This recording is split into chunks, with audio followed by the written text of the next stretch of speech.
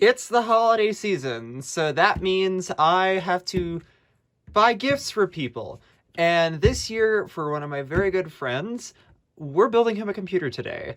And yeah, I'll put the specs on screen once they're finalized, but as I'm recording this intro bit, I can get the motherboard prepped and some of the stuff together. The case and the drive are coming in later, and then we'll put it all together, make it look really nice, and we're going to benchmark it, and then we're going to test it. And we're going to do a bunch of other things. So I hope you enjoy your PC once you get this. So let's go ahead and start putting it together.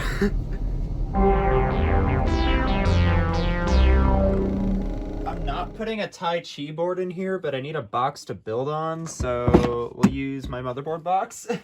So this has been an ongoing project for a while now, but let's start with our motherboard. So this is an ASRock B250M Pro, and it is an MATX board, so it's not full ATX, but it will work. And then for RAM, we'll be throwing 16 gigs of some Team Group memory. To cool the thing, it's going to be this Deepcool cooler that I don't know. It was just sent to me. So we'll get a fan put on here and get it slapped on there. Running the whole show is an Intel Core i7 7700K at 4.2 gigahertz. This thing is a real menace. I mean, it's a bit old, but this thing is an absolute tank. So let's get the CPU installed, get the RAM on, and get the cooler on, if I can find my thermal paste. So Intel sockets are a bit different from what we've done on this channel. So far, it's only been AMD, and it's been AM4, so this is an LGA socket. And to open them, they have a little retention arm right here. You pull that, and then the socket just kind of opens right up like that. Now, just like AMD CPUs, these go in a specific way. There is a little gold triangle right here on the edge of the package, and that lines up to another gold triangle, or not really gold, lines up to a different marker on the socket. So in this case, it drops in just kind of like that. And like AMD sockets, it is zero insertion force, so you don't have to press it down like some of the older sockets, so it just kind of drops right in there. And we can go ahead and close our socket right up. Just like that. Now let's move the board aside for a hot minute and get our fan on our cooler here. It comes with its fan, and I'm guessing, judging by the dust patterns and the rubber mounts that it went on, something like this. Yeah, this will do. So putting God, it's been a while since I've actually built a computer with air cooling. I've done water cooling pretty much exclusively. So putting a fan on a tower cooler, you have these retention clips that clip onto the kind of the side of the fan like this, and then you just stretch it onto the actual heatsink itself. So let's try and get this thing installed. We've got a total of 4 heat pipes, so this will pull it over like that, and it just kind of slides in right there. This is probably out of frame, because I'm an idiot when it comes to filming these. Pull that over, and attach it to our heatsink. Now, let's check the parts box to see if we have any thermal paste. So I was going to use some of this Noctua thermal paste that I had lying around, but I've never used Noctua thermal paste, so I don't know how it performs. So I found a tube of Arctic MX4, so we'll use that instead. But before we put the cooler on, let's get our RAM modules installed. So when installing RAM, specifically in a 4-slot configuration, you have to check your motherboard to make sure that they are installed properly. So specifically, they need most of the time they're in alternating patterns. So we're going to look for DDR4 A1 and then B1. So we're going to put them in slot 1 and slot 3. So we'll go ahead and open those. Now, just like pretty much anything, these only go in a specific way, which it looks like it's like that. So we're going to slide this in very carefully, and then we're going to push pretty firm but not too hard, and then we're going to listen for 2 clicks.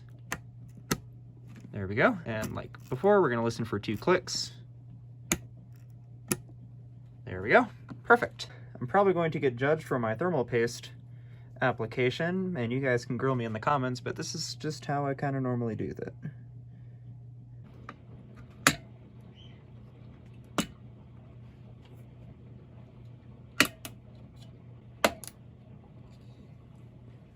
Okay, that took a lot more effort than I thought it would, but it is installed. We have our clips on all sides. These are all good. Perfect. Let's plug this into the fan header and get it good to go.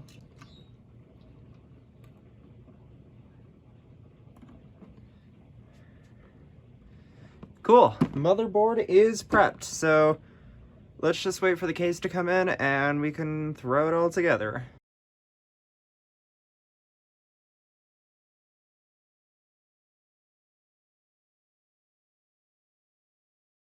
Okay, got my jumper or my emergency power button, so let's go ahead and plug it in.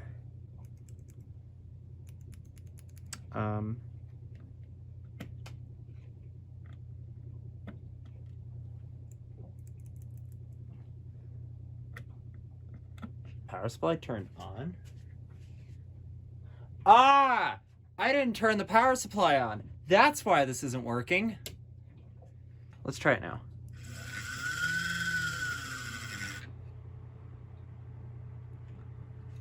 Ah! It turns on! Let's try clearing the CMOS. I think the jumper is right here. Why aren't you turning on again? God, this is so cursed. Alright, jumper's out. Turn it on. Get a cable out of the fan. Let's try that. And move this frickin' ATX cable. Is the power supply on? Power supply's on. UEFI defaults have been loaded. Okay, cool. It accepted the BIOS clear, so now we just need a case to put this thing in. The PC building saga continues! We got the case! And it looks like the disgruntled USPS employees played kickball with it. Let's go ahead and cut it open with our car keys.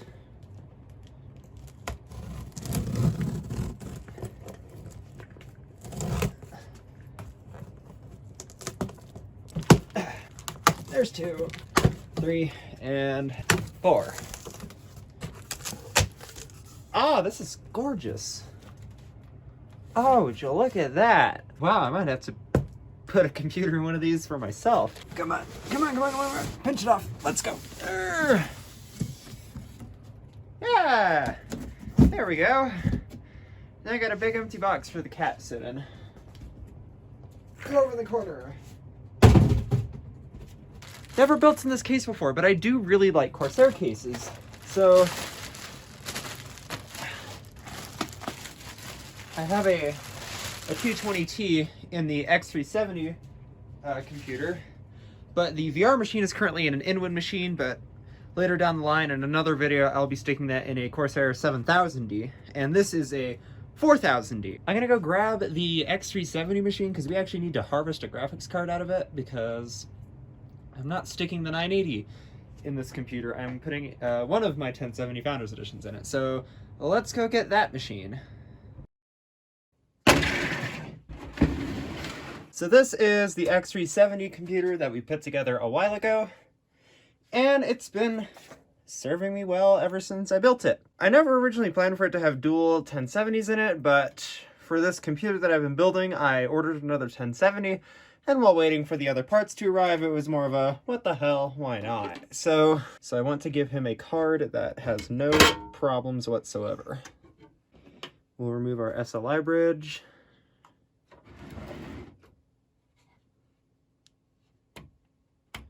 Pulls out like that.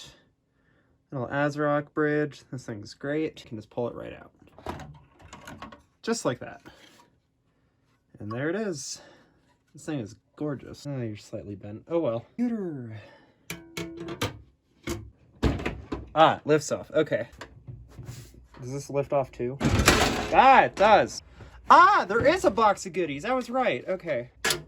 You are a stubborn little shit. Then we'll stick you in the spot where you have to go. Haha! Oh, fuck. I keep knocking this thing. Now, whenever you're installing a motherboard, or anything of that matter, you always kind of want to go in a star-ish pattern. Sometimes it's not always possible, but you want to go in a star pattern because it evens the pressure on the board and it makes it sit more evenly inside of the case.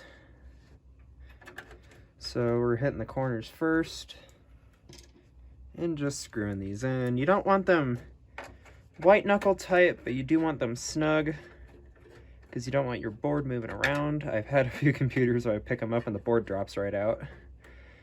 Oh, those are always fun. Okay, that's all of them. First time working on an MATX board, and that is the least amount of screws I've ever put in. Oh, there's a chassis fan right here. Okay, so can I run this the other way? Oh, I built hundreds of computers, and I can never make them look good, so pull that through. Now let's get our power supply installed in its fully non-modular fashion. Oh boy, my favorite. Okay. It's an EVGA power supply, so I have no complaints. I love EVGA power supplies. So this just kind of drops in like that. Okay, power supply is installed, and now let's... Oh boy, we get to cable manage it. Oh, you're going the other way, damn it.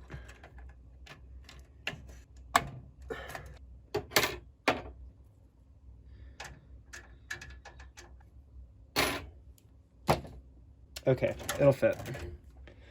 I want to do the front panels first before I plug in our graphics card though. So, oh, let's plug in the CPU though. That would be an excellent idea before we move on. I hope I did this right because I never can remember how to properly do them. So let's flip this back over and then get the USB connection.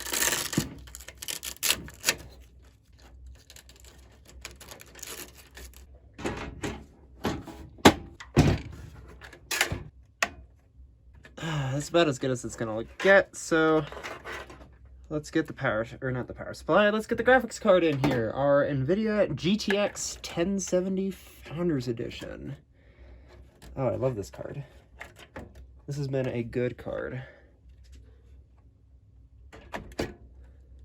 Okay. Okay, it's now day 3 of putting this together, and the drive is finally here. So let's go ahead and get the drive installed, get Windows installed, and run some benchmarks and send this thing out. Now this is a 1 terabyte NVMe drive from SK Hynix. It's the Gold P31. I've had good luck with SK Hynix in the past, so I felt like they were a good option to go for. Plus it was an excellent deal on Cyber Monday. It's got our instructions, probably like warranty information and stuff. So, SSD. And there we are. Would you look at that? Panel just lifts right off. Ooh. Ooh. That's not good. Oh, did I break a trace? I broke the latch on the socket. Oh shit. Aha! It does fit. Success.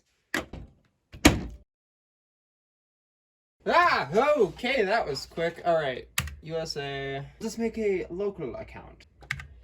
1, 2, 3, 4, 5, 6. No, no, no, no, no, no. The only proper way to set up Windows. Hello! We're getting everything ready. Wow, well that's just great. Oh my god, we're at a desktop. Browse the web with Edge? No thanks. It is all up and running. I hunted down all of the drivers, got everything installed, and about to fire up a game. We got Afterburner running in the background here so we can get some monitoring on the application. So let's start with Portal. This is a fairly easy game to run, and it runs on pretty much everything. So locked 60 FPS, all right. Okay, it takes Portal, but flat screen games are a little boring on this channel. So let's install OBS and SteamVR and get some VR going.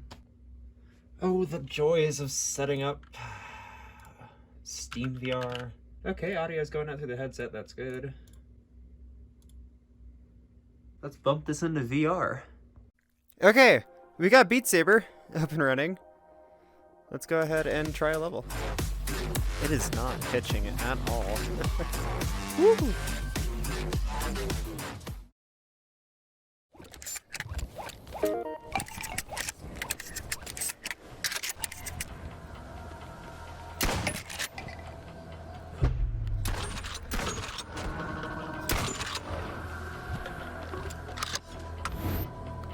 And he just flopped. Hello, fellas. Goodbye. Okay, the computer is done, and it is working way better than I actually thought it would. The thermals are fantastic, it didn't get hot, the fans didn't spin up and become a pseudo jet engine, and games are running really, really good. Specifically, Bone Lab is what really surprised me. It ran kind of like trash when I first fired it up, but that's because the settings defaulted to high, dropping those down to low, and it runs perfect. Beat Saber ran fine, and those are the only two games I tested besides Portal, but you can run Portal on literally anything. Happy holidays, everybody! Thank you all for watching, and Logan, if you're watching this, I really hope you enjoy this computer. Alright, bye!